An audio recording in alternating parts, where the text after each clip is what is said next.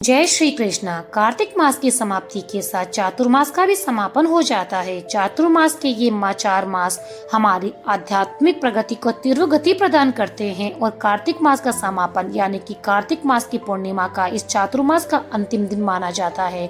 कार्तिक मास की पूर्णिमा के दिन ही देव दिवाली मनाई जाती है, तो इसलिए ये कार्तिक पूर्णिमा अत्यंत ही मंगलदायिनी होती है और ऐसी कार्तिक पूर्णिमा बस कुछ ही समय में आने वाली है। तो चलिए आज के इस वीडियो में जानेंगे इस बार कार्तिक पूर्णिमा कौन से दिन आ रही है, इस दिन के शुभ मुहूर्त क्या रहेंगे और भगवान श्री विष्णु का पूजन करने का समय क्या रहेगा। आइए आज की कार्तिक पूर्णिमा कब है, ये विशेष वीडियो प्रारंभ करते हैं। इस बार वर्ष 2025 में कार्तिक पूर्णिमा आ रही है 5 नवंबर 2025 बुधवार के दिन। पूर्णिमा तिथि का प्रारंभ हो जाएगा 4 नवंबर को रात्रि में 10:26 पर और तिथि समाप्त होगी 5 नवंबर को 6:46 पर। अब देखिए, कार्तिक मास के संपूर्ण मास के दौरान प्रातः काल में सूर्योदय से पहले ब्रह्म मुहूर्त में स्नान करने का विशेष महत्व होता है और स्नान करने के बाद भगवान श्री विष्णु की पूजा की जाती है।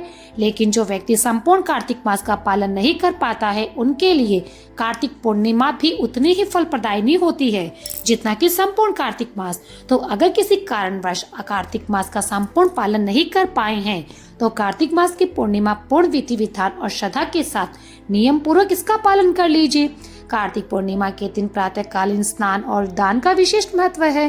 तो चलिए इस बार 5 नवंबर को आने वाली कार्तिक पूर्णिमा के दिन प्रातः काल में ब्रह्म मुहूर्त का समय रहने वाला है सुबह 4:52 से लेकर 5:44 के बीच में। सूर्योदय होगा सुबह 6:36 पर और प्रातः काल में भगवान श्री विष्णु की पूजा अर्चना करने का समय रहेगा सुबह 5:18 से लेकर 6:36 के बीच में।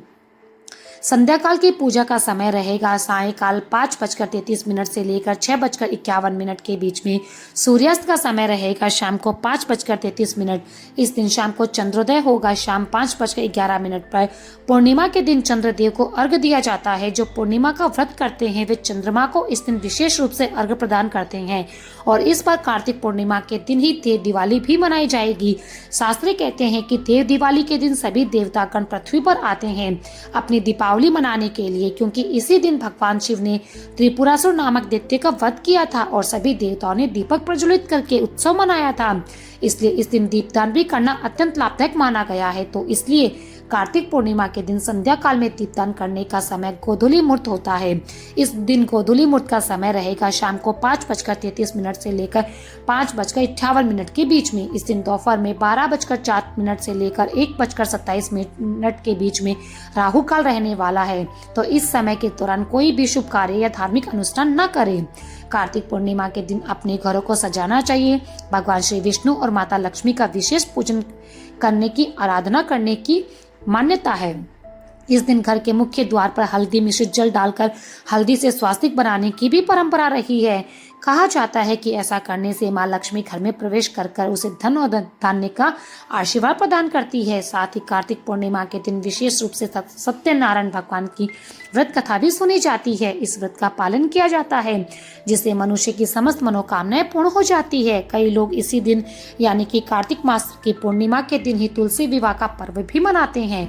कार्तिक मास की इस पूर्णिमा तिथि पर इस दिन के अधिकतर मंदिरों में तुलसी विवाह का आयोजन किया जाता है। हमारा स्कंद पुराण में ब्रह्मा जी स्वयं कहते हैं कि जो भी व्यक्ति कार्तिक पूर्णिमा का व्रत का पालन करता है उसे ब्रह्म हत्या ब्रह्म घात जैसे महापाप से भी शुद्ध हो जाता है। वह अपने साथ साथ अपने पितरों का भी उद्धार करके उन्हें भी परम गति प्रदान करवाते हैं।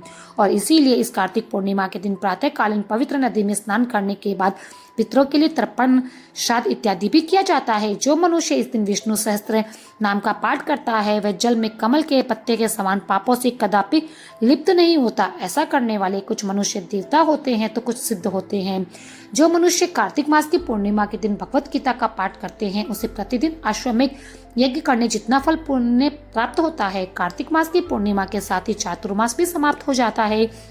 इसलिए कार्तिक मास की पूर्णिमा के दिन यानी कि चातुर्मास के दिन अंतिम दिनों में सभी पुण्यों का उदय हो जाता है और इसीलिए इस पूर्णिमा का तिथि का विशेष महत्व है। तो चलिए मनुष्य को हर प्रकार से इस प्रयास करके कार्तिक पूर्णिमा के पर्व को विशेष रूप से मनाना ही चाहिए। अधिक से अधिक आध्यात्मिक संकल्प लेकर आध्यात्मिक कार्य करने चाहिए। प्रातः काल में उठकर प्रातःकालीन पवित्र नदियों में स्नान करना चाहिए। पितरों के लिए विशेष तर्पण करना चाहिए और अपनी क्षमता के अनुसार बढ़कर कुछ न कुछ दान अवश्य ही देना चाहिए। ये दान आप अपने आसपास के किसी मंदिर में जाकर भी दे सकते हैं, सूर्य के ब्राह्मण या वैष्णव को दे सकते हैं या सनातन वैदिक धर्म के प्रचार के लिए दे सकते हैं। इस दिन अपना अधिक से अधिक समय भगवान श्री हरि के चिंतन, स्मरण और नाम जाप में लगाना चाहिए।